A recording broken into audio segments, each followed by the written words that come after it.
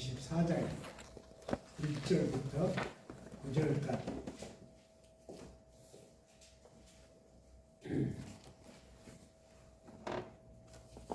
함께 봉독하겠습니다.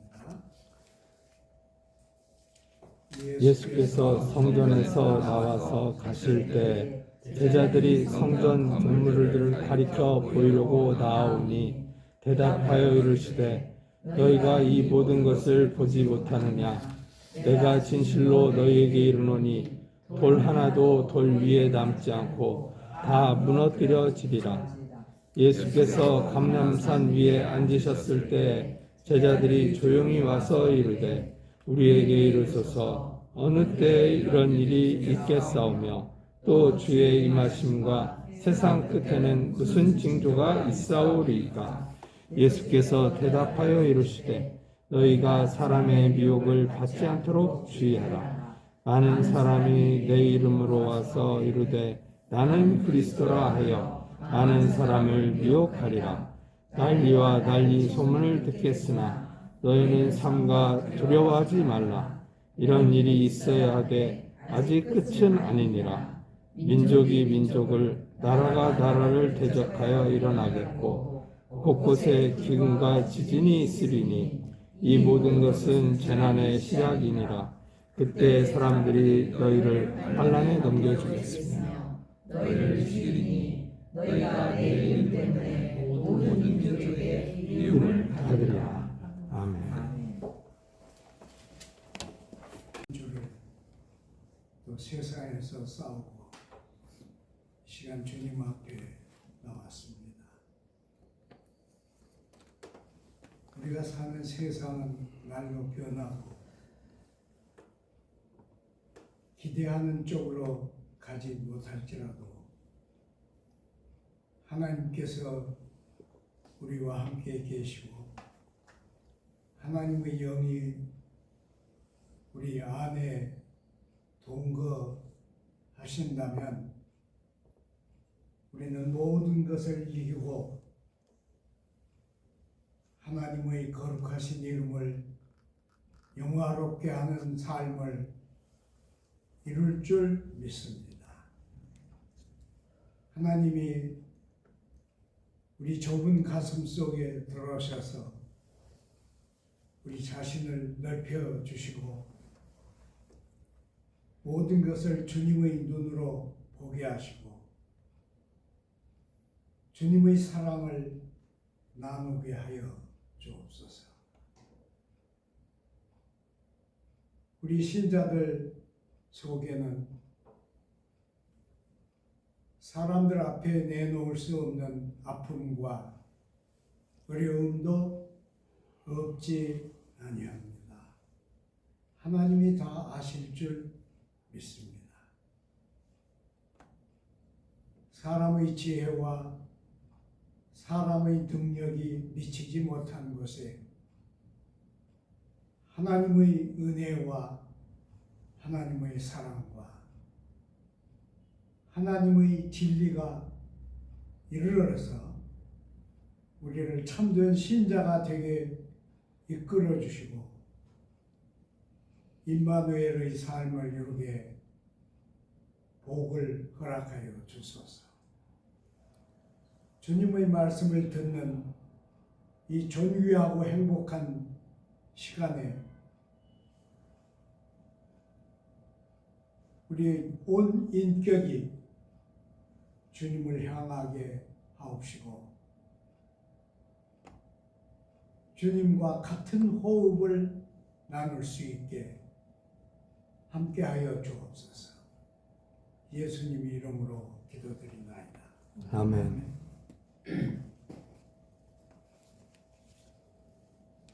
그 이스라엘 백성에게는 무엇보다도 예루살렘이 중요하고 또 성전이 중요합니다. 그런데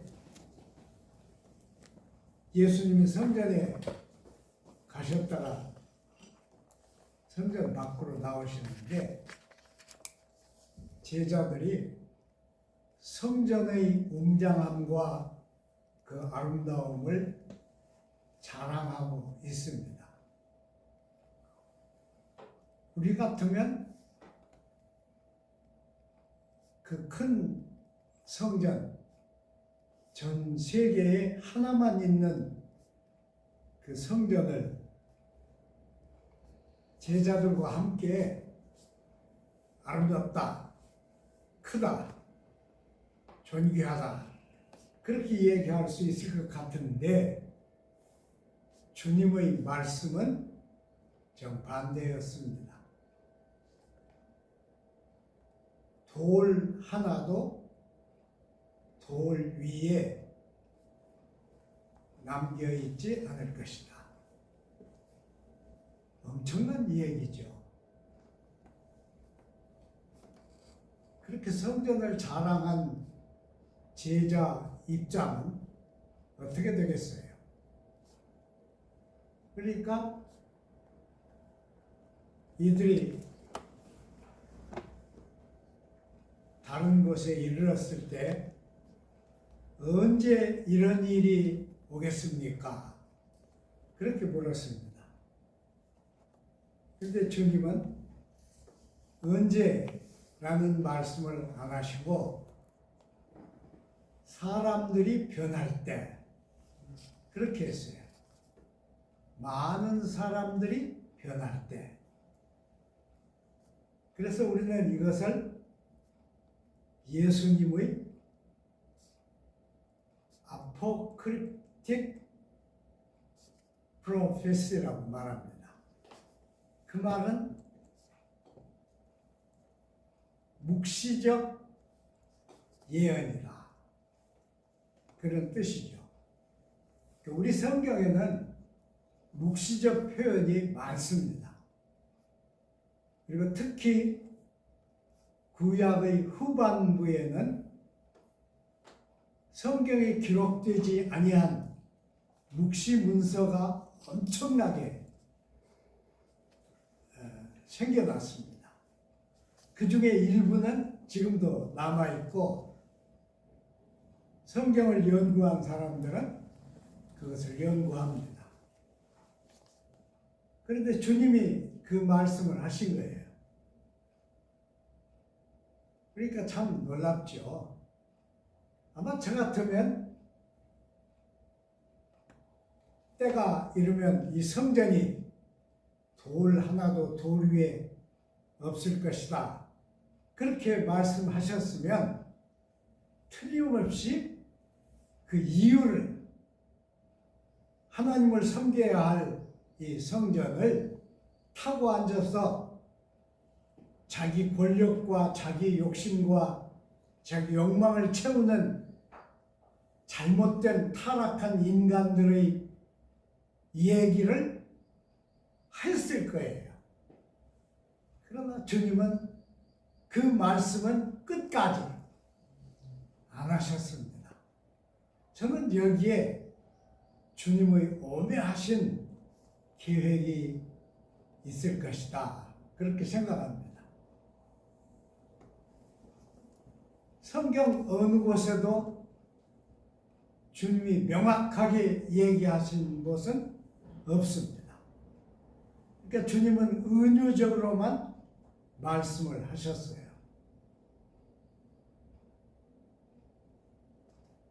그리고 이 얘기는 요한복음을 내놓은 마태, 마가, 누가에 똑같이 기록이 되어 있습니다. 약간씩 다르게. 그런데 마태에만 아주 특이한 한 절이 있습니다. 그건 마태복음 24장 12절입니다. 많은 사람들의 사랑이 식을 때라고 했어요. 근데 마가도 그 말을 안 적었고 누가도 안 적었습니다. 마태만 예수님의 말씀 중에서 이 세상의 변화, 세상 끝의 변화 모습 속에 인간들이 어떻게 변할 것인가 하는 걸 다 말했는데 마태만 그 핵심을 사랑이 식을 때라고 말한 겁니다. 참 놀라운 일이에요.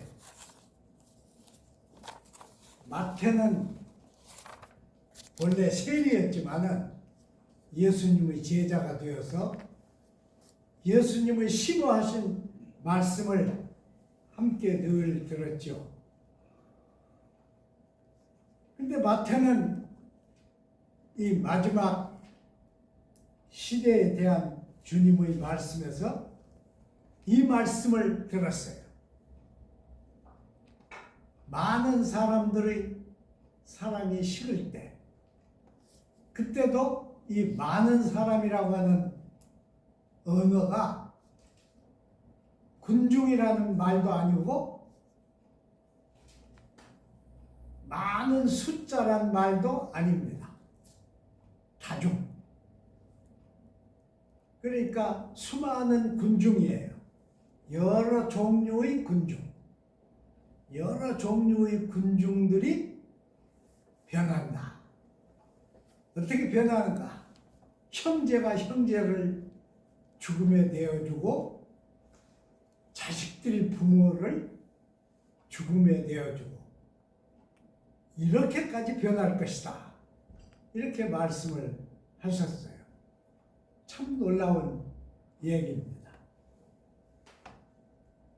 저는 이 세상에 살면서 친구를 많이 사귀지 못했어요. 그런데 가까운 친구는 몇 있었습니다. 그런데 이 몇 사람 된 친구 속에서 친구의 우정을 배반한 그런 사건을 경험했어요. 지금은 제가 이렇게 잘 말로 표현하지만은 그걸 경험할 때는 엄청 괴로웠습니다.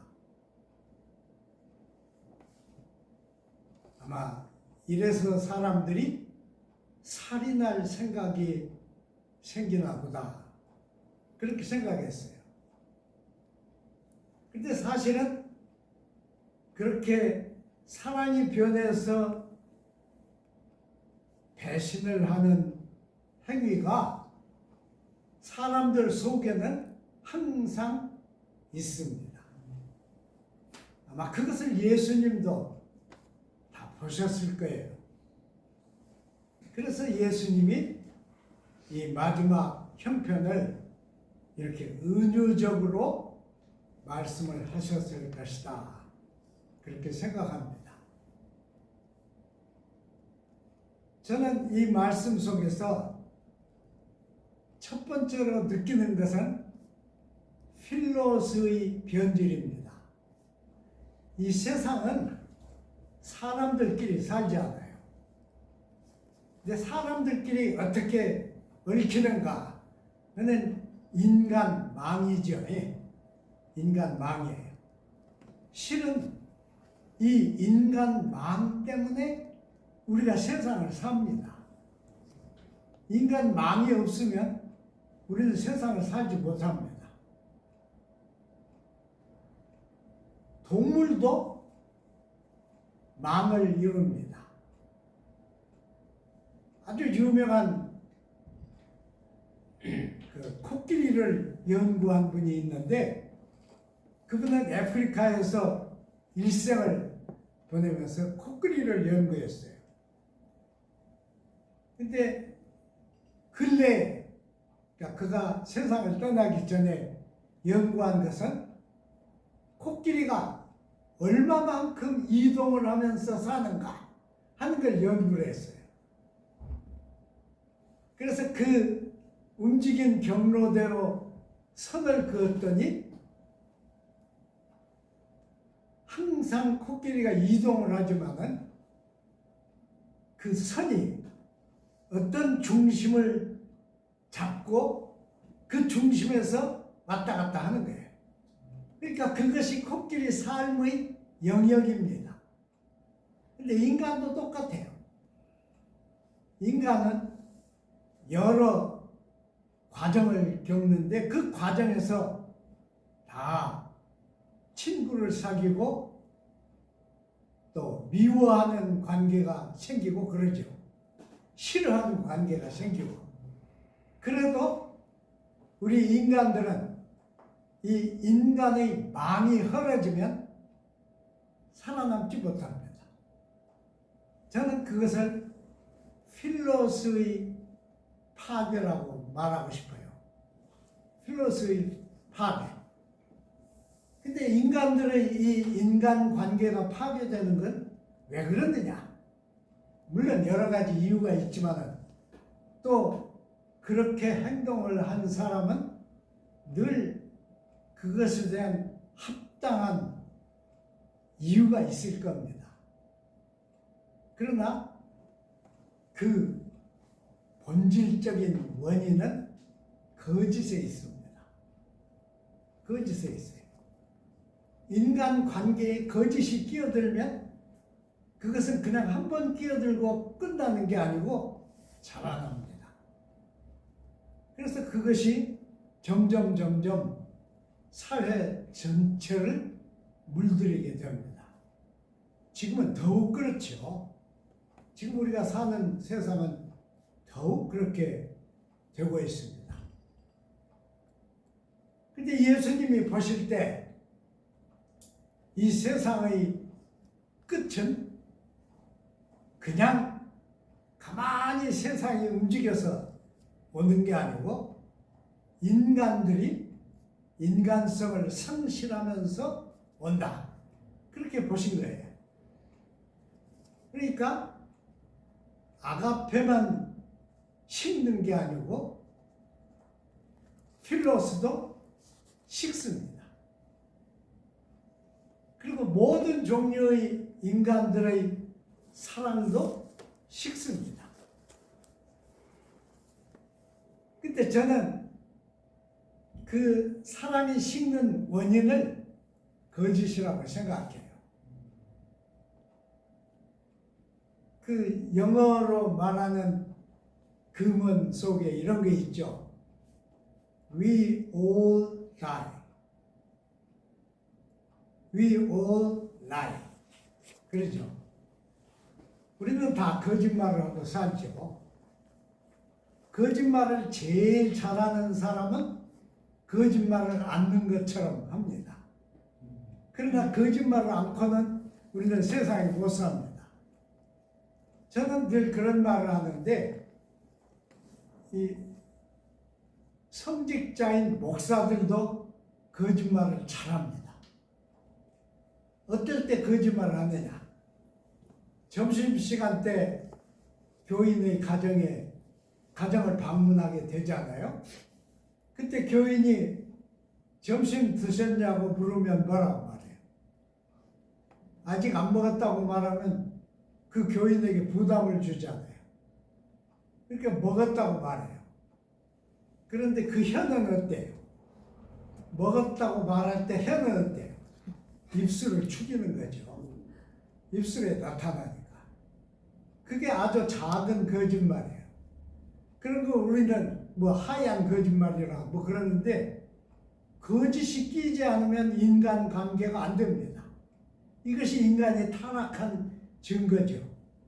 그러니까 모든 우리 관계에는 거짓이 끼는데 거짓이 장성하면 사랑이 식습니다. 사랑은 식는 거예요. 참 놀랍죠. 저는 이 마태가 쓴 그 24장 12절을 아주 깊이 분석을 해봤어요. 근데 거기 식는다고 하는 말은요, 놀랍게도 푸스케세타이라는 단어였어요. 근데 푸스케세타이라는 푸스가 우리 마음이란 단어와 똑같은 거잖아요. 사이코시스 그러잖아요, 여러분. 근데 그 단어의 본질 본래 말은 무슨 말인가 그러면 호흡이라는 말입니다. 푸스코 후스코가 그릭 말로 호흡이에요. 그러니까 이 식는다는 말이 놀랍게도 호흡에서 왔어요. 그러면 사람이 식는 것은 어디로 가는 겁니까? 여러분, 사람이 기절했을 때든지 혹은 길바닥에 쓰러졌을 때 그 사람에서 맨 먼저 우리가 알아내려고 하는 건 뭐예요? 호흡이잖아요. 그러니까 호흡이 없어지는 건 죽는 겁니다. 호흡이 없어지는 건 죽어가는 거예요. 그러니까 사랑이 식어가는 것도 사랑이 죽는 겁니다. 놀랍죠? 그런데 예수님은 사랑이 식을 때, 모든 사람들의 사랑이 식을 때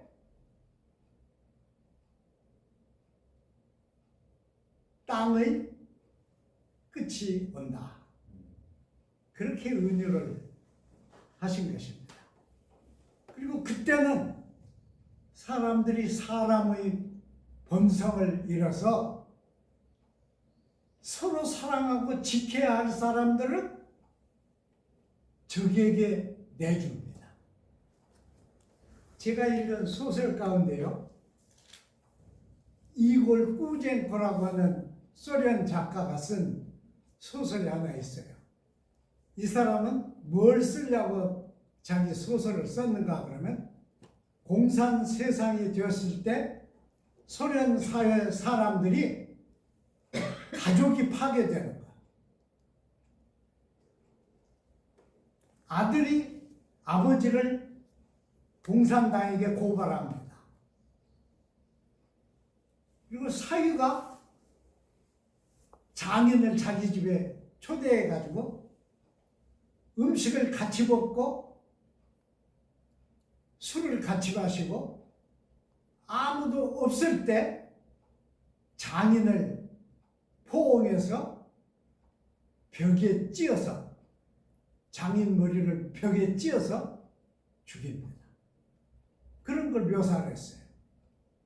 저는 이 마태복음 24장에서 아비가 아들이 아비를, 또 형제가 형제를, 이웃이 이웃을, 그리고 동지들이 동지를 배반하는 행위들이 똑같다고 생각합니다.